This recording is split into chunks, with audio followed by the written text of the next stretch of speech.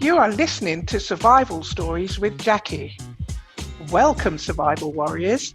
If you are a victim or survivor of trauma, then you're in the right place. In this show, we'll explore the extreme strength displayed by victims of trauma as they journey through life to the survival pinnacle. My name is Jacqui, and I am so grateful to be here today to share my survival with you. Here is this survival story. Let's dig deep. Hi, my name is Jacqui Gold. It's true that when traumatic events happen, we don't immediately feel the effects on the rest of our life. It's also possibly true that when we survive, we don't immediately feel like survivors.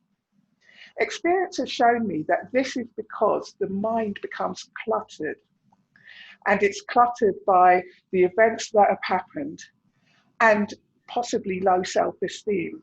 It's quite a complicated place to be. But the good thing is that point where we can say we're getting healing, and that healing often comes from sharing and helping others who are in a similar position but don't know where to turn.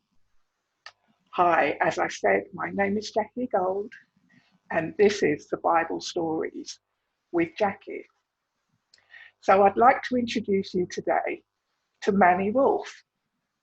Manny is an amazing guy with an amazing story, which will have you stuck to your seat with excitement. I'm excited to hear it because even though I know him, I don't know the full details, and I will get it out for you today, I promise. So here we go. Here's Manny. Hi, Manny. Could you tell us where you are today? How does life feel for you? Sure. Hi, Jacqui. So good to see you. So glad you're doing this. Hi, everyone who is watching now, listening now, and will be watching and listening in the future. I think it's good to start with where I am today. I really do. And most people miss that when they interview me. They want to just go right into the nightmare scenarios. And I think contrast is really important. So today I can't believe that was ever you. More often, I can't believe you did what? No, come on. That's the kindest thing anyone could ever say to me, at least that I've heard so far, because that means that I've managed to transform from what I went through so completely that people don't believe it in many cases. People don't believe that I was a two-bit gangster and that I was completely strung out on drugs and homeless. People don't believe that, I watched one of my best friends get stabbed in the heart in front of me. And he lived, and we can go deeper into that if the interview goes that way. People don't believe that I was born into a cult and brainwashed like from birth on a lot of things, but basically to be antisocial in the sense that I was raised to reject everything about society. And now it's funny that we're having this today with all the protests going on and everything. There are probably a fair number of people who go, yeah, man, reject society. I don't think you're thinking it through when you say that and when you act out on that. Because this same thing this rejection of society that you think you're doing is, you're only able to do that because society is so safe for you. Absolutely, yeah. Right? You don't see a lot of people in war-torn countries, like tying little black bandanas around their face and going and standing at the courthouse protesting. That's not a luxury that a lot of people have. Sure. So context is important. And so, but I mean, I was that is my origin story, at least alluding to it. And where I am now is, like you, I get to help people all over the world. And here's something, perspective is important, I just said. I've recently begun to connect with my blood family again after about a 6-year hiatus where, they're so different than I am. And I couldn't do it.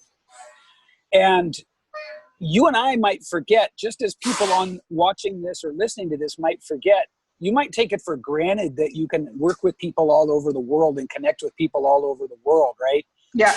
But I mean, I showed my family a simple landing page that one of our team was building, your and my team was building.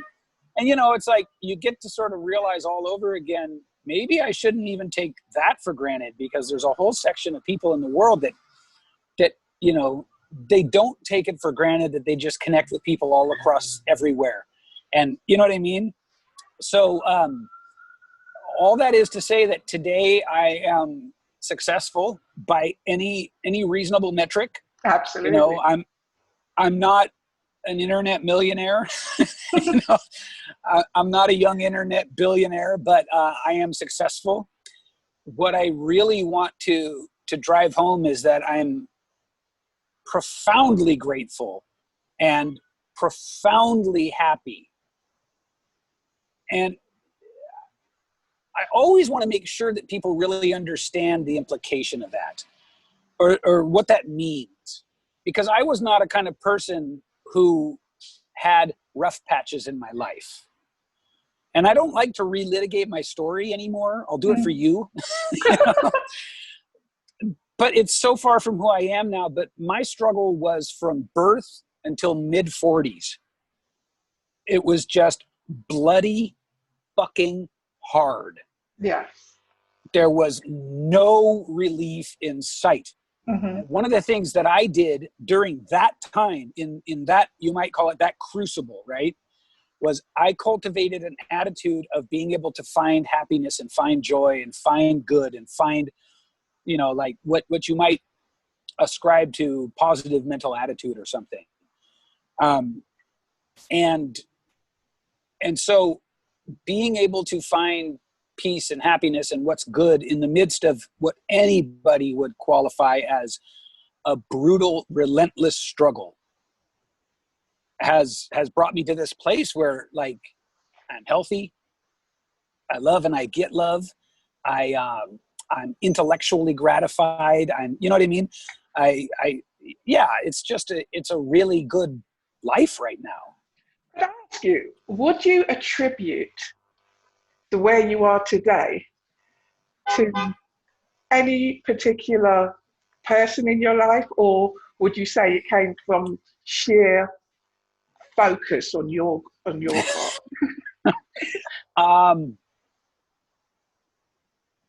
One of the things that I think people find so odd about my story is I really never had any guidance or mentorship. Not much. Mm-hmm. And so a lot of it really was a matter of kind of stubborn determination. Okay. And I think that in this sort of fluffy kumbaya hand-holding world of personal development, we can lose the fact that if you want to let's say you want to get to where I am, you can identify with struggling hard. Mm-hmm. And you want to get to just where I am, right? You need to know that it's going to be a chip tooth, bloody knuckle ride some of the time. Mm-hmm. It's not all saging your room and getting your crystals lined up. Absolutely not. No. Yeah, no, it's, and it depends on where you start from, and it depends on who you are, but it's going to be hard, and it takes grit. It takes a willingness to stay in the fight.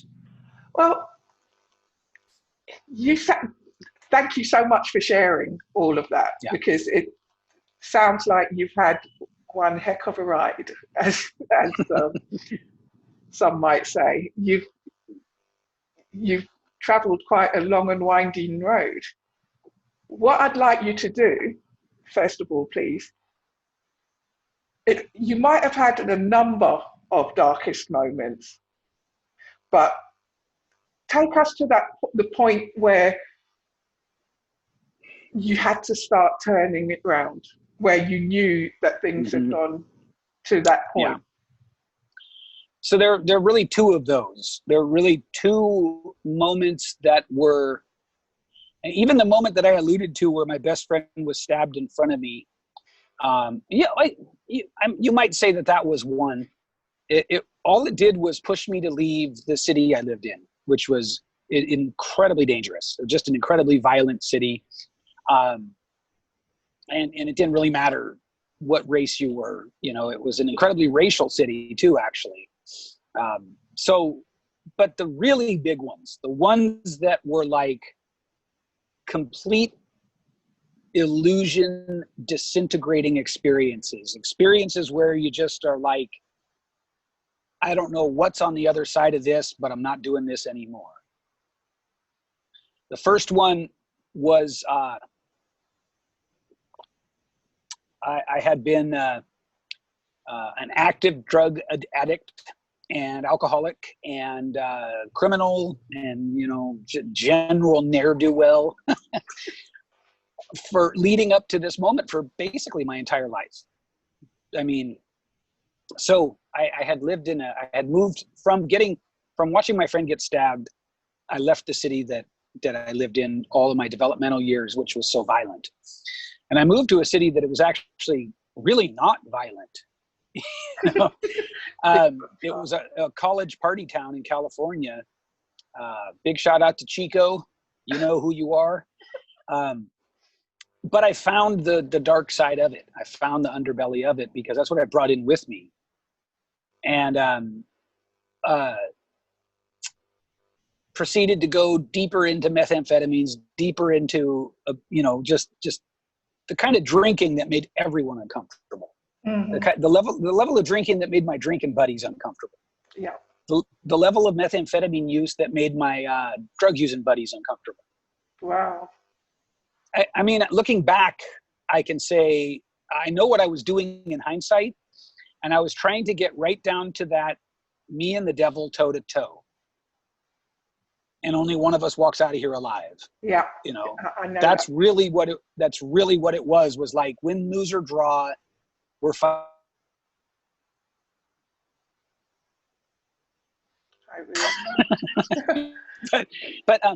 So the moment was I had been homeless for a while. I had gotten incarcerated, just gotten out of jail. I was dealing drugs. And so I had a lot of friends with a quotation mark around it. And while I was in jail, I didn't know this had happened, but for some reason, so Butte County in California at that time was in what they felt was a crisis with methamphetamines.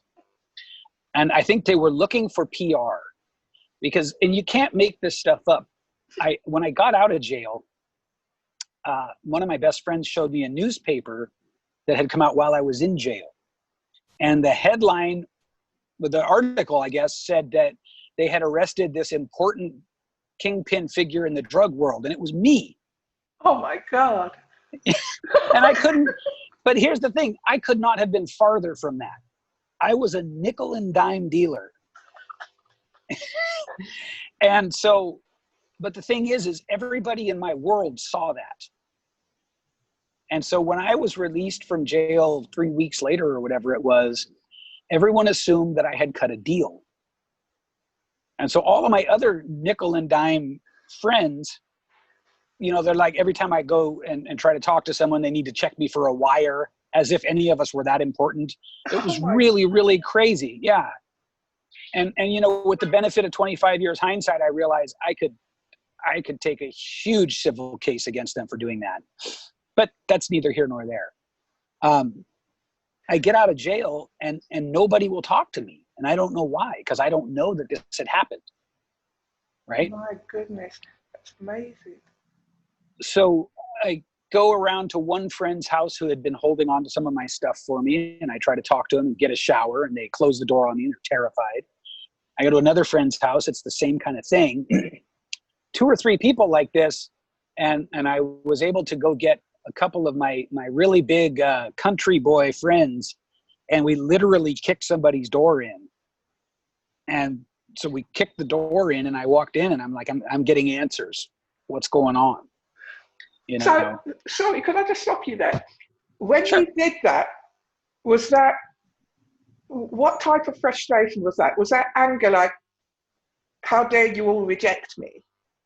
Or was that... I mean, it's only the kind of thing I could process in hindsight. So I really thought of myself as a gangster. Okay. In those days. And to me, I was just a gangster doing gangster shit. Mm-hmm. You know, it's sort of that, like, we're just going to get to the bottom of this. We're just going to make this happen. And so that's what it was. It was like, you know, I didn't really examine what the feelings were, but I was pissed. Yeah, I was really angry. I was upset. I can imagine you were, you know, Yeah. not with everybody else knowing what's happened and you not. Yeah. I think the biggest thing was that sense that I wasn't in on whatever was going on. Sure. Yeah, that was probably the most fueling of me getting to the bottom of it. And so after I literally kicked a door in and got answers, I found out that not only did this article come out, but that a guy who I had thought of as a good friend went around to everybody's house and gathered up all my stuff. So he basically stole all my stuff when I had no stuff. That's betrayal. It's betrayal, yeah. And the thing is that, you know, in most of our lives, we will meet, especially if you move in the world I moved in, you're going to meet a lot of guys who are willing to act like they're really badasses. You're only going to meet a handful of badasses in your life. A handful of people that will truly do, you know, what everybody talks about doing. And this guy was one of them. Or at least I was 100% convinced he was. Yeah. You know? And so now it's like, as soon as I find out who it is, I'm like, so now I got this. I got this guy that it's, even if I was to go find him, and even if I was to, you know, beat the hell out of him and get all my stuff back, it wouldn't be over. And even if I was to try to beat the hell out of him and I lost, it still wouldn't be over. Yeah. That's the kind of guy he was. And so, you know, I'm just looking at, like, there's really no way out of this, you know? And so then as it happened, being like, just, you know, not thinking in terms of racial divides, this guy happened to be a black guy. Mm-hmm. I also had a lot of friends that were, you know, basically white supremacists. Mm-hmm. I mean, they might have called themselves other things. That's basically what they were. Yeah. And a couple of them got wind of what was happening, and that's when it turned into like a big racial issue. Oh my goodness. So they wanted to fight your fight. You wanted... No, fight is not the right word. Kill is the word you're looking for. Sorry, don't let me interrupt. I'm saying kill is the word you're looking for. Wow. Yeah. I was sitting there panicking, trying to figure out my next move, and my little beeper goes off. And so I call the number back, and it's one of my, you know, my white supremacist friends. And he says, I heard what happened. I'm coming down right now. Okay. So he gets to where I am, and he says, come out to the truck. I need to show you something. And this is the first moment that really, where the illusion just fell away. So I go out to the truck with him, and he reaches into the glove box in the passenger side, and it's dark. I can't see what he's doing, but I can smell machine oil. And what he had done is he pulled out a handgun that was wrapped in an oily cloth. And it's so weird, in that moment, things started to slow down. Like really, time started to slow down, and I noticed, okay, the handle of this gun is taped up with electrical tape. Uh, I didn't really know the significance to that. And then I noticed the serial numbers filed off the butt of the handle. That I knew the significance of. This is a gun meant for one thing. So he hands it to me, and he pulls out another one that shows me that he has. And he says, I'm going to meet you back here at midnight, and we're going to go kill this guy. how old were you, Manny? Were you 28, quite young? 27. I was just before my 28th birthday. You were young. It didn't seem like it at the time. Yeah, after all that you'd been through, you weren't young. Yeah, But it seemed like an old man. And so outside, I played it cool. Outside, I was like, okay, meet me back here at midnight. We'll go do this. And inside, my mind is just going like an algorithm. It's just like, get me out of here. And so as soon as he left, the first, job one was get this guy out of here so I can have a minute to think. And then I just jumped on the phone and started dialing people like crazy until I found someone who found someone to drive me out of town. And that was how I disappeared from that entire life. Nobody from that life saw me again until Facebook. that's one hell of a decision you had to make that day. Yeah. It was stay here and know that this guy's going to expect you to go with him and try to find this guy. And that talking about it means it was premeditated and not an act of passion. And there's no guaranteed outcome anyway, You know what I'm thinking? What's that? What a moment in time that was for you. Because, you were like on a hamster wheel. You can't do right for doing wrong. And then having this put on you as well. I'm surprised you're sitting here today. That would have blown many people's minds. It was intense. It was intense enough to shatter the whole illusion that I had to stay in that world. Wow. And see, earlier I talked about how some part of your personal improvement journey is going to be chip tooth, bloody knuckle work. Mm. This is what people don't understand. You're lazy and you're not going to change until the pain of staying the same is bad enough that you're willing to discover what's on the other side of your comfort zone. Yeah. It's just how it goes. We are not at that point in our collective evolution yet where we can look and go, I see the road I'm going down. I don't want this road. I'm going to make a change. We're starting to see the occasional person do this and come forward with their story. But by and large, it's got to hurt first.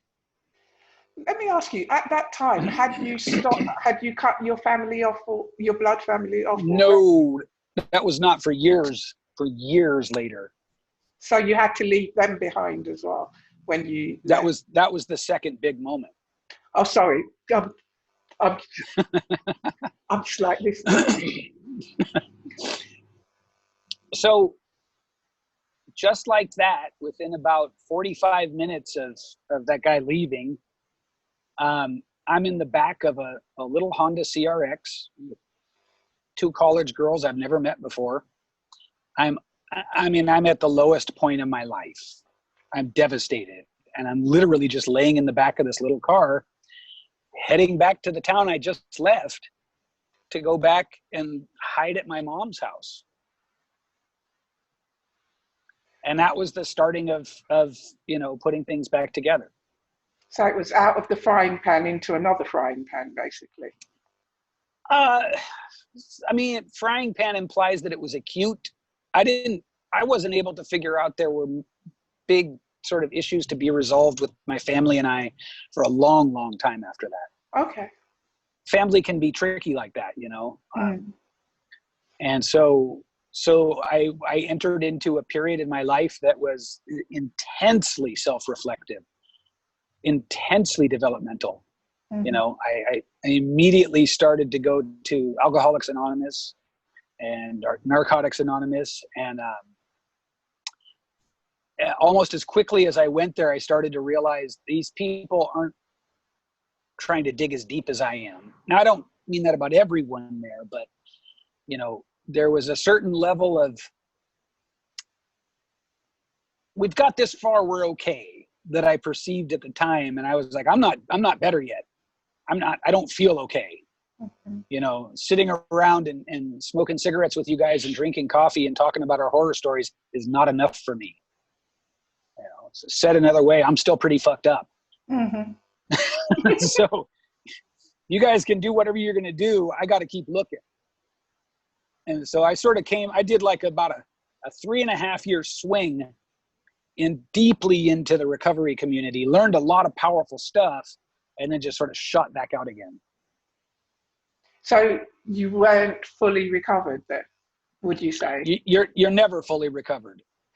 If you subscribe to the way that they teach, it's very important to never think of yourself as recovered, because thinking of yourself as recovered leads to, well, then I can probably have a drink since I'm fixed. Yeah, I can see that. So I'm perfectly comfortable saying I'm never recovered. You know, I don't have any desire to get high at all in any way, shape, or form that is chemical. I had hernia surgery last year and got what I'm sure would be considered really good opium, you know, really good opiates. And, you know, the truth is it really helped. And then when it was time to stop, I stopped. But you don't want to tempt fate by switching your mindset around to, you know, calling yourself better. Absolutely. I'm going to take a break there a minute, Manny, because I want to explore your family relationships more. Sure. Hi, this is Jacqui, and you've been listening to one of my friends tell their stories today. I invite my friends to tell their stories to help you heal. If you do have any trauma or any difficulties that you think we could help you with, please visit my website, jacquiandfriends.com, and leave a message or contact me, and I'll be happy to connect you with either today's friend or anyone else who you've listened to or watched who you think might be able to help you further. Or if you just want to talk to me, that's great too. It's the hardest stuff to suss out. It's the most sort of insidious. And it's the stuff that winds up influencing and steering us more than anything else. Now, I've coached hundreds of people at this point, and I've coached them across a number of different ideas and things. And it always goes back to mindset coaching, always. Absolutely. And family, that whole connection to family and thinking that we have to cling on closely to family, right, I think can be a bad thing. Well, I think that there's a huge story pushed in at least all first world countries. This just fairy tale about the importance of family being above all else. And so there are millions of people who are being gaslighted or abused or all these horrible things, who are then trying to reconcile what they know is happening in their family with this sort of Hallmark Christmas card idea of what the family is. And so for many of us, just that dichotomy alone is so hard to get our heads around. You know, what happens is it makes us feel like we're somehow a failure. It's somehow us. Not all families are bad, but not all families are good. Yes. Right? Absolutely. Like everything else with humans, it distributes over a bell curve. From, you know, the worst families where, I don't know, you might be ritually abused and then sold into prostitution or something. Absolutely. I could understand that, wouldn't I? Yeah. All the way over to the best families that have no social misalignments and, you know, they've got generations of love and support. Mm-hmm. And both exist. Mm-hmm. But it distributes across a bell curve, with the middle being what most of us are. Yes. I was not in the middle, you know, and I don't think you were either. I was Uh, absolutely not. yeah. So, but I think the first thing about family is you have to be willing to sort of get out from under the narrative that is pushed on us. You got to be able to see it for what it is, and it may not be bad for you, right? I don't want to sort of preload anybody to go find fault in their family if it's not there. But at the same time, I don't want you to be blaming yourself for things that really maybe other people need to carry the blame with you on. Mm.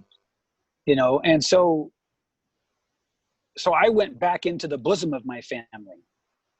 And without knowing it, I fell right into the role. You know, we all have the roles within our family. And anyone this is interesting, anyone who has studied codependency and dysfunction in the family will know that we basically, children and families, just they fall into one of 5 roles. It's not as complex and nuanced as it seems. You've got the overachiever, the good kid, the black sheep, the rebel, whatever they are. I can't remember them all, but we tend to fall into one of those 5 categories every time. And it's because it's a reaction to an attachment. Yeah. Right? So some kind of an attachment is formed with your parents, and healthy attachment looks one way, but most parents don't know how to create healthy attachment because they're either doing, and I'm painting with a broad brush here, but parents will either do, this is what worked for me, never evaluating themselves to see if it worked. And so I raise you the way I was raised without ever thinking it through. Or I want the opposite for you of what happened to me. But neither of those take into account who you might be.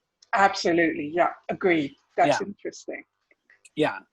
And so mix into that the blended families and adopted kids. And it's just a recipe for utterly failing to find, to see someone for who they are, to nurture them the right way, et cetera, et cetera, et cetera. And my family was no different. I can tell you today, my mom was one of the ones who was doing the best she could.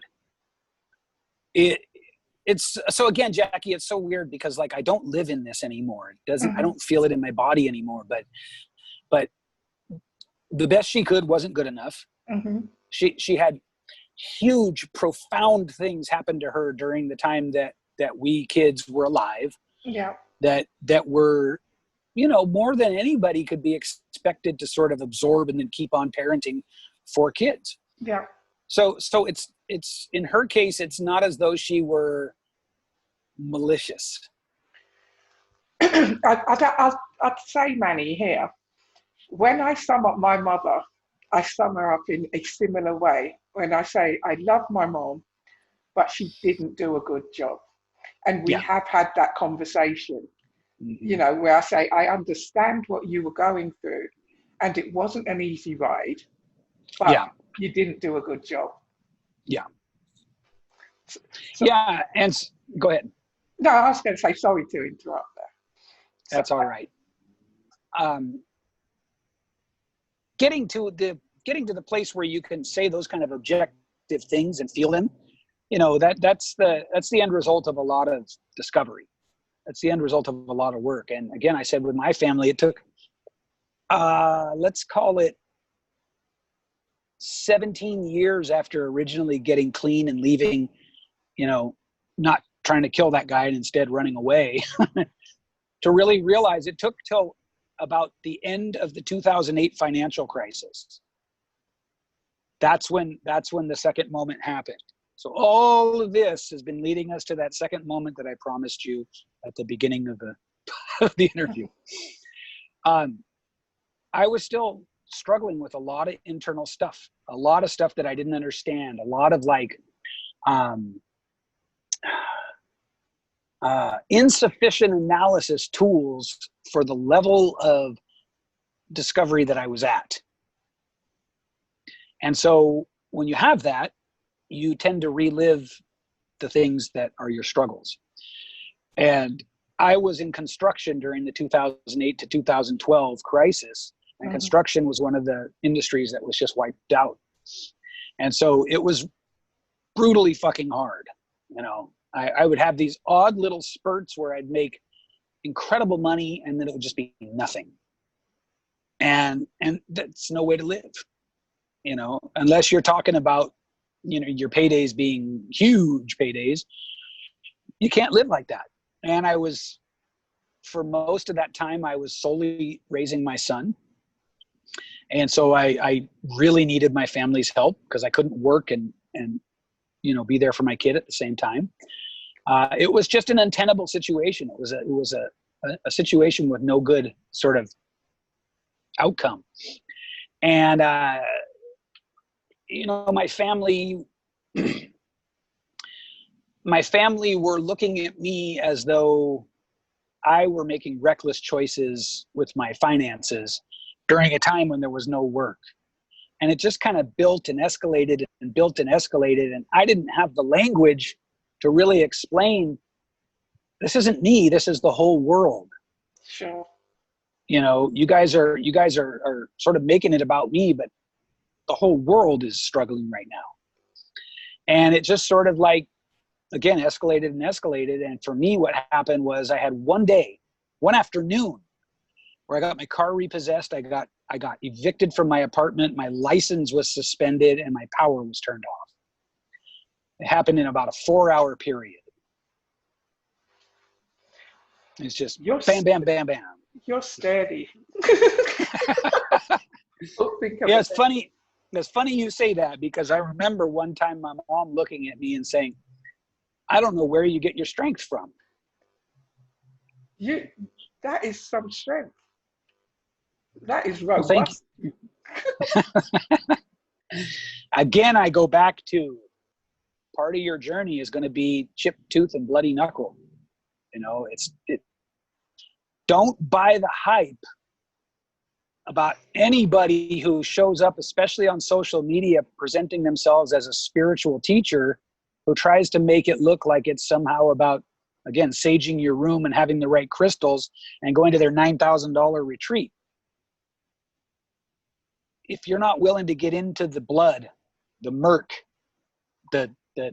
just the grinding part of it, I don't expect you to change. I don't expect you to grow.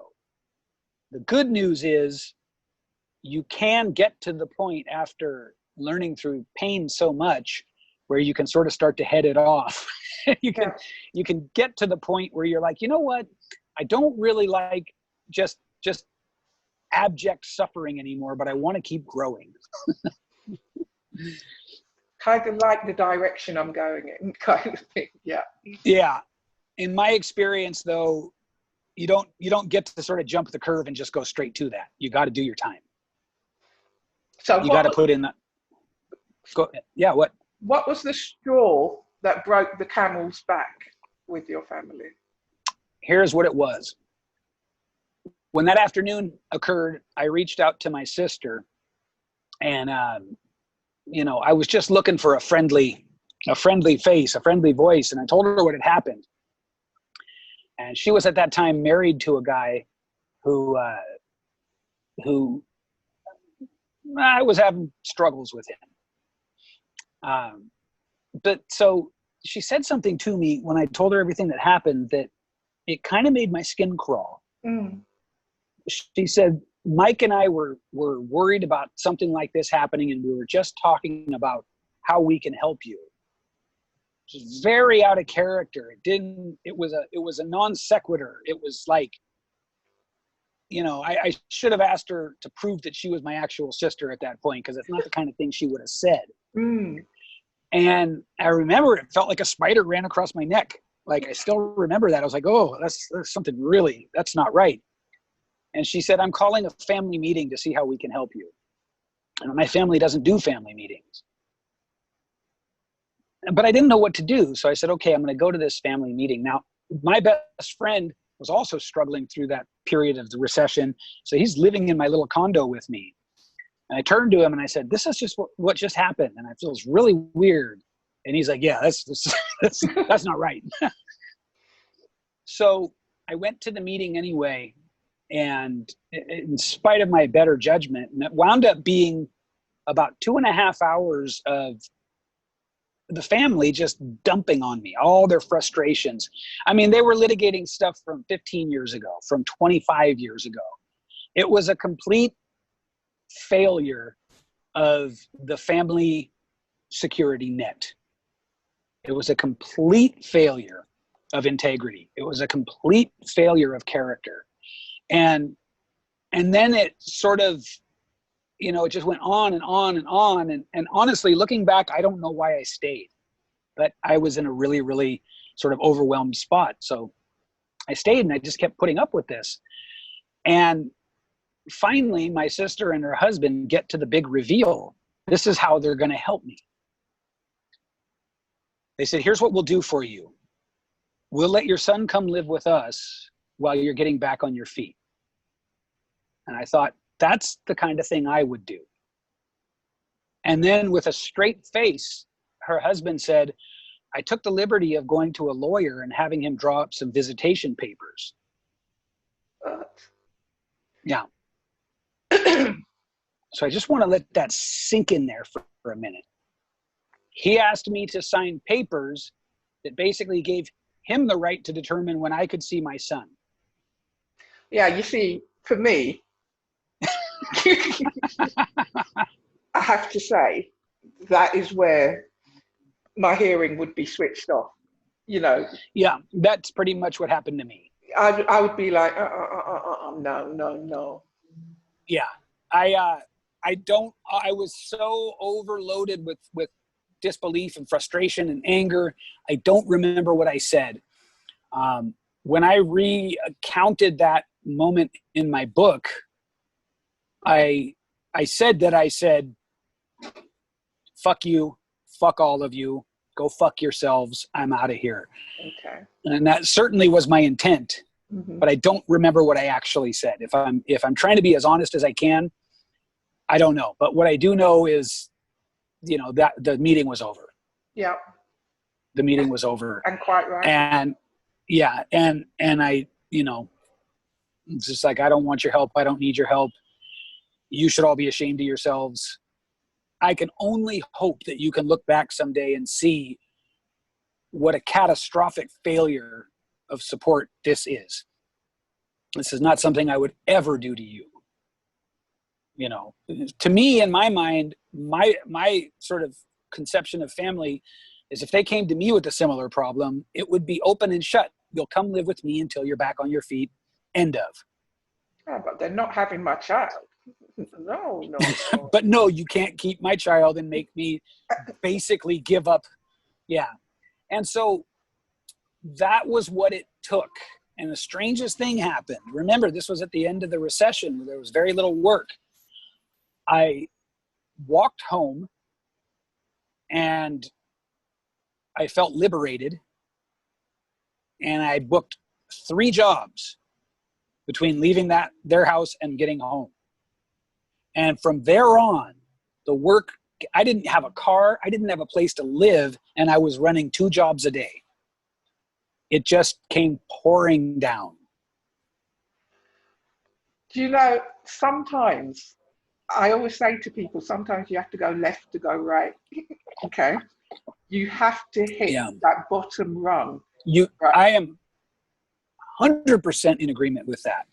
You have to hit that bottom rung to find your way back again, because just the talk of making you responsible for when I can see my own child, that in itself would mean like, don't play. That's my child, and I am fully responsible for my child. Yeah. Manny, just hold for me. Let's go to a break because I want to hear how the rebuilding started some more. Okay. Hi, this is Jacqui, and you've been listening to one of my friends tell their stories today.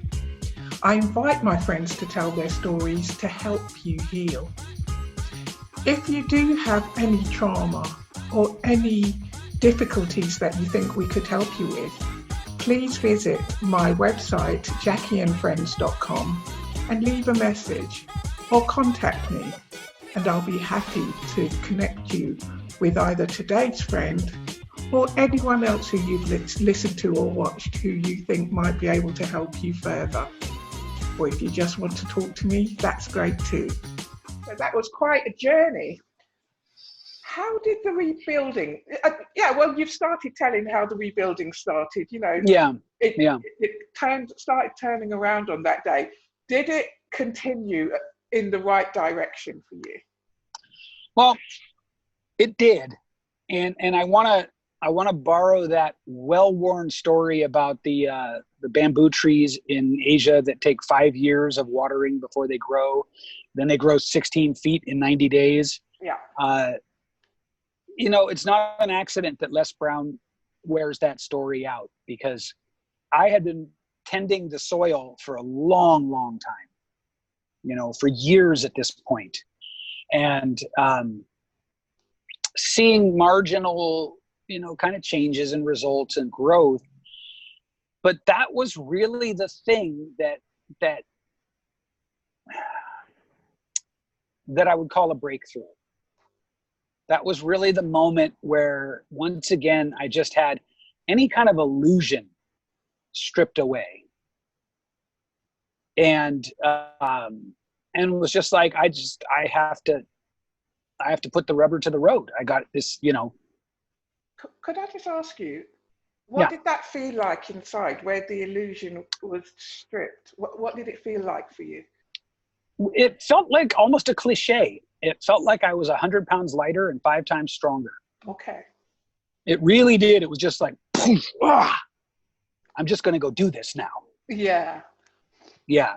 No more bullshit. No more, stutter stepping. No more anything. I'm just going to go do this now.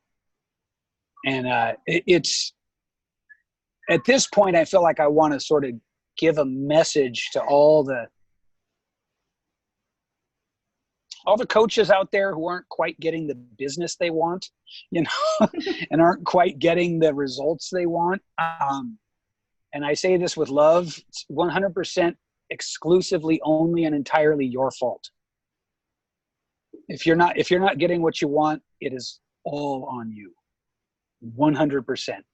And it means that you're trying to get into this space without that, back to the wall, I'm going to make this happen no matter what feeling. You can't just sashay into the online space and expect to somehow have people clamoring for you. You've got to do the work. And what I find is that in order to do the work, you have to have some sort of a no way out, no compromises, back to the wall kind of moment. You have to have some sort of lucid moment where it's like, I can't tell you, Jacqui, the number of people who have paid me and said, I just want more clients. And I said, start doing videos. And they said, no. Wow. I can't tell you how many times that's happened. It's just like, I don't know what to tell you, and it's that you got to give yourself no way out. And that's what I knew in that moment with my family. It's like, there's no going back to what it was before. Remember the old Star Wars saying, resistance is futile.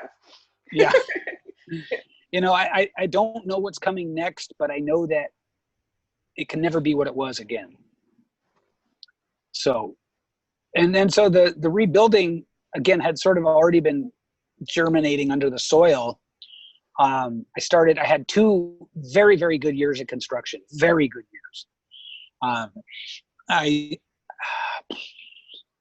My little shop. So I rented a room, and then I got a house, and then I bought a whole company from a guy, including a van and materials and equipment and a website and a brand, and wound up, I don't know what we did, but I wound up getting back to like a 12-person crew. I think that we grossed $1 million one of those years. So it was like the first $1 million year I had. Wow. Yeah. All of the numbers are maybes. I don't know. 'Cause I was working so hard. I wasn't even bookkeeping, but the point is it shot back up to lots of work, lots of money, lots of success, and then during that time is like the shortest answer is I met the woman who would become my wife.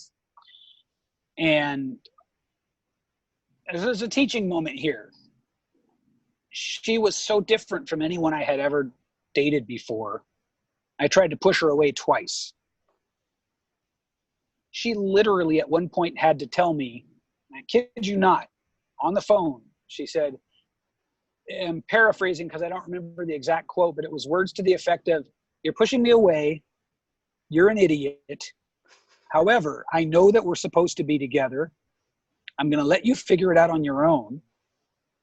And I'll be here. Fabulous. Now, normally you'd say that's the worst kind of codependent behavior. But in this case, she was 100% right. That's why I said fabulous. Yeah. She knew what she was talking about. She did. And she was willing to back it up. So everything really sort of started to come into focus. One day we were driving and I was trying to show off with my horrible, horrible stories from my past. And I was, I got really good at milking those to get sort of attention and to make, to impress people. And she just looked at me and she just was like, she had a tear building up in her eye. And I was like, what is it? And we were parked at a intersection. And she just said, you have to write this down. And I don't know what it was about the way she said it. I just had no smart alecky comeback. And I said, I always thought I would write a book, but I thought I needed to be more successful first. I thought I needed to accomplish something. And she was it was like I smacked her. She's like, look, just the fact that you're alive, just the fact that you're trying so hard to be a good father, just the fact that you've been through what you've been through, that's success. And I literally went home and started writing the book that night because I had no excuse left. Your wife is a wise, wise woman. She is. She is. And I'd be a fool to ever equivocate on that. She is. She is. And she's exactly different from who I thought I wanted and who I thought I needed. She's precisely the opposite of the idea I had in my mind all my life of who this, this perfect woman was going to be for me. But it seems as the clutter started to lift away, as you said, you felt so much lighter. It's like things started falling into place somewhat. Yeah, very much. Very much. I mean, I Facebook will sometimes show me memories, right? And they'll be like, on this day 3 years ago, this happened. And I'm like, God, that feels like 10 years ago. And I realized that I came into the space generally thinking I wanted to help coach people, generally having some vague idea that I wanted to, make my living serving people and making money doing it. I had this book. I didn't know anything about an audience. I didn't know anything about how an unknown gets a book, published. And so I went from author to podcast host to mindset coach to women's mindset coach to public speaking coach to story. All of this stuff happened, and it happened in like 5 years. I'd just like to say to the audience, he's very, very good. He turns Jacqui Gold around, as you were saying. Well, we were talking about how fast things started happening at a certain point. And that's how fast things started happening. It's like to look at the whole process from making my first $379 online. It's just, I forgot to mention I was a voice coach for a while. Okay. Yeah. I released my podcast and people started messaging me saying, teach me how to sound like you. They didn't say, I love your podcast. Great content. You're going to change the world. They said, can you teach me how to sound like you? So naturally I said, yes, and figured it all out later.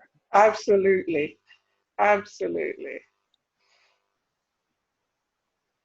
So that pretty much brings us up to present time. If you could offer advice, because your initial journey with the drugs and the violence, that's becoming quite a thing in these days. Quite a few people are getting dragged into that. Yeah. What would your advice be to those people, to those young people even? Because if you remember, I asked you how young you were, and you were in your 20s, but now it's started even earlier, and it's quite tragic, really. Well, I mean, it started way earlier than that for me. And my first vivid memory of getting out of my mind high was at about 10.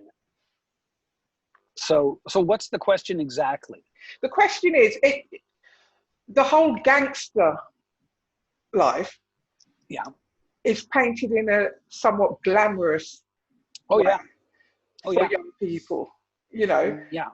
How would you advise a parent or a carer or somebody who's responsible, or even the young person themselves, or somebody who's in that position? What would you say to them?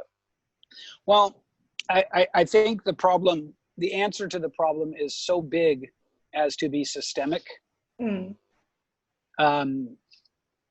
It is, let me tell you something I learned along the way about what it takes for a child to come out what we would call well-adjusted. It takes the primary caregivers, the primary bonds, which is the mother and the father usually, but it could be the grandmother, it could be the adopted. It takes whoever the children look at as their version of God, really, to be willing to course correct 3 times out of 10. So what that means is we F it up as parents constantly. Yeah.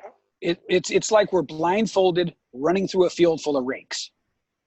We just, good God, we screw it up. Yeah. The problem is not the screwing it up. The problem is the not stopping and going, hey, you know what? I'm not sure I handled that right. Yeah. Yeah. Right? Course correcting. And so it takes a whopping 3 out of 10 times that you as a parent inevitably just cake your trousers because you're going to. Yeah. Right? So let's don't even think about somehow trying to be a perfect parent. Come on. All you have to do is evaluate your actions and then course correct when, and believe me, course correcting 7 out of 10 times or 8 out of 10 times is exhausting. You'll never be able to do it.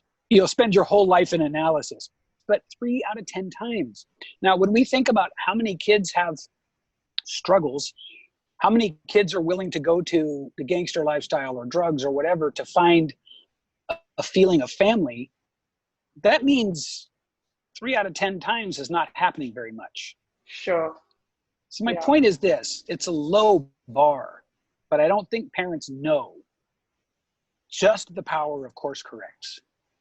Now, that's part of it, right? Because the child will feel the things that you want a child to feel so that they don't go look for fraternity in the world of drugs and crime and gangsters and blah, blah, blah, blah, blah, right? It's well known that gangs offer a sense of family. Yes.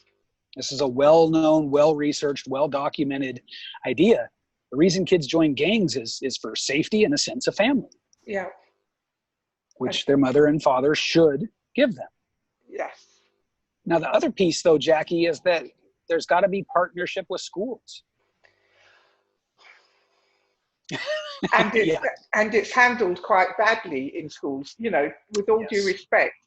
I know it's a resourcing issue, but, usually the child is sent on like a couple of weeks mentorship or something like that, but there's no follow-up. There's no, all the elements that you need to actually make that child see there is a better way. Well, the public education system, I would say, is beyond fixing. I would go so far as to say we're not going to somehow revitalize it. I tend to agree, having worked in it. Yeah. There's too many institutionalized problems. There's just too much. So if the kid is spending 60% of their time at school and 40% of their time with you, The partnership has to be there. And with that 3 out of 10 times self-correcting, Right. not being there, you can imagine. Yeah. That's scary. That's a scary thought, actually. Yeah. I agree. And so I don't know what I would tell a kid, because the problem is really not the kid. The kid is living out the effect of the cause that they're being put into. Sure. Right. Well, you've given us a lot of food for thought today. And I would like to thank you for sharing so deeply. It's been really illuminating. Oh, it's my pleasure, of course. Could you tell my audience exactly where they can find you? Exactly, and the book. I'm now going to need to have a copy of that book. Tell us more. Tell us where we can find you. Tell us where we can get you. Tell us how, tell us. Here's the thing. I'm only going to give you one place to find me to keep it simple. Go to Facebook and go to the Manny Wolfe group. Okay. I don't want to give people more than one choice. So go to the Manny Wolfe group. I don't think there are more than one of them, so it's going to be pretty easy to figure out which one is me. Once you get in the group, ask me for the book, or go to Amazon and buy it. If you really want to be a champion, I'll get like $6 from that. But come to the Facebook group if you want to know more and get into my world. The Facebook group is the best way. And then from the group I can give you a free PDF download, or you can go buy the book. Marvelous. So remember what I said. He's very good. Well worth the trouble. Manny, a few questions for you. Getting to know Manny Wolfe. Do you like carrots or celery? Yes. Both. Oh yeah, huge fan of vegetables. Would you prefer chicken or beef? Chicken. Why? I don't dig cows and I don't dig swine.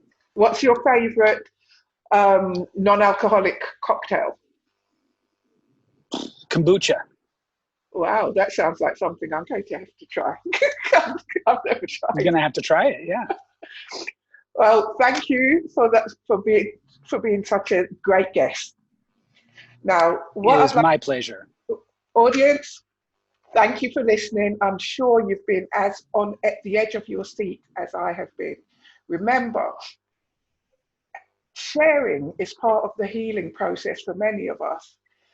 And that is why we have a different guest, on every week to share with us their journey and help us all to continue our journey, because we have to remember what Manny said. He said the recovery is never complete. We need to always look after ourselves and ensure that we're mindful that our recovery is never complete, and we can always help others and we can always be helped by others. So this has been Survival Stories with Jacqui, and I will see you again next week. Thank you.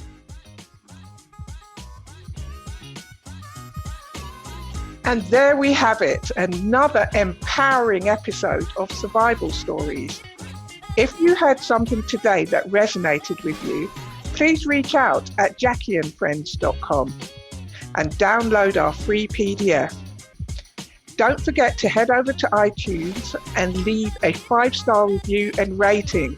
And whilst you're online, why not join our community of warriors on Facebook at Survival with Jacqui. Look forward to seeing you there.